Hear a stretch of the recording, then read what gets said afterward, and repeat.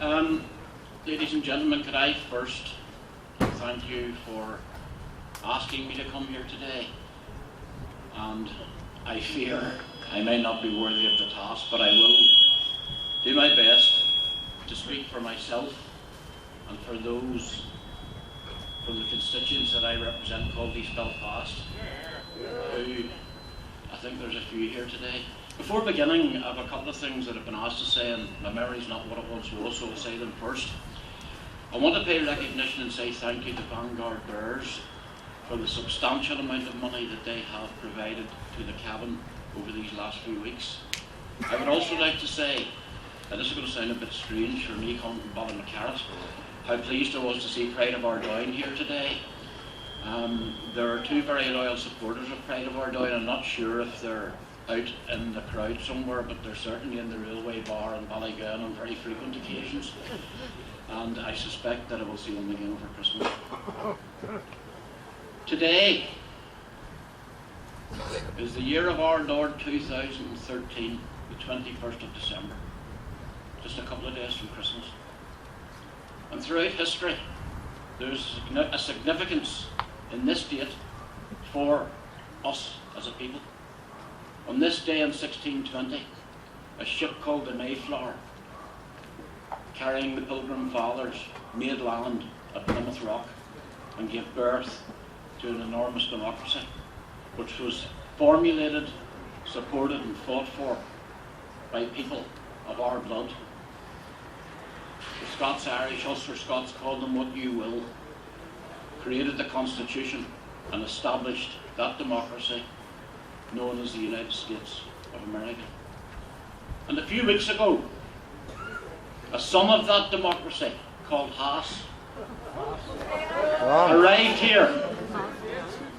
here, and in connivance with others, decided that having built his country, he was going to come back and tell us how to run ours. To license us to fly our flag in our country. Ruth Patterson, I know Ruth, I can see her head bobbing there. Used to have a green berry on it, Ruth, didn't it? The truth is, both Ruth and I knew people who in days gone by paid for the love of that flag with their lives. And to me, and I don't know all that's in these proposals, like many of you I can guess, but from what I've heard and what I've seen, and I don't want to be rude to Mr. Haas, but I really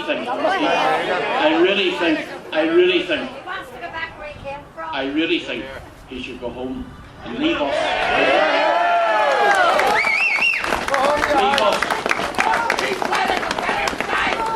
us who live here to mend our ways as best we can.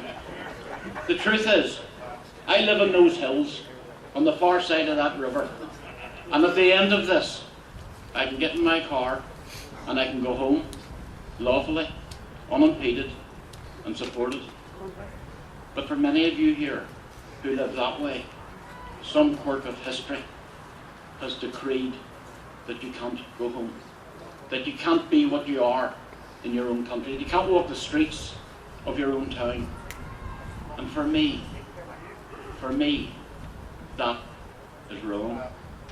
Another thing happened on this date in 1948, when the Republic of Ireland was established, having turned their back on the Free State and the Commonwealth and every undertaking they had ever given. It happened in Canada during a state dinner hosted by an Ulsterman who had become Governor General of Canada. He had words with the Taoiseach that afternoon about Ireland's alleged neutrality during the Second World War. And during the dinner, the Taoiseach came down, a lovely table set with linen and silver and crystal, and sitting opposite his seat was a silver representation of the walls of Londonderry during the siege, with Roaring Meg pointing at his seat. He simmered and he stood up and he said, "Ireland will be a republic." And he left, and that was the end of it. But not here. Not here. Because we do not wish to live in a republic. We wish to live in peace in our own land, in peace with those who will live in peace with us. But let me say this, we will live under no one. It's not in our nature. It's not in our makeup. We're a thrown, argumentative, divisive people among ourselves, never mind with our enemies. But once there was a time when we stood, and with us stood what was then the Empire and the other citizens of this United Kingdom. In truth, we don't need another flag. We don't want another flag. Here, here. Because our history is written in the flag that we have.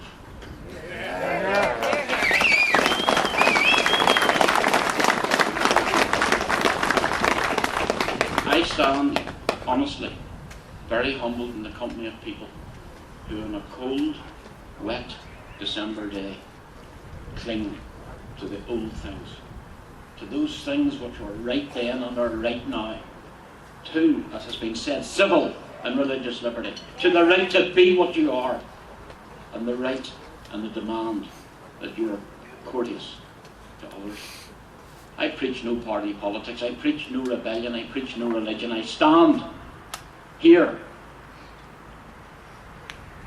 on the borders of the United Kingdom, at the edge of the Union, and a chasm between law and justice. And for the life of me, I don't know what brought us here. We again must begin to think, to act, and to put our case properly, because our cause is good, our case is good, and yet we bite our own tail.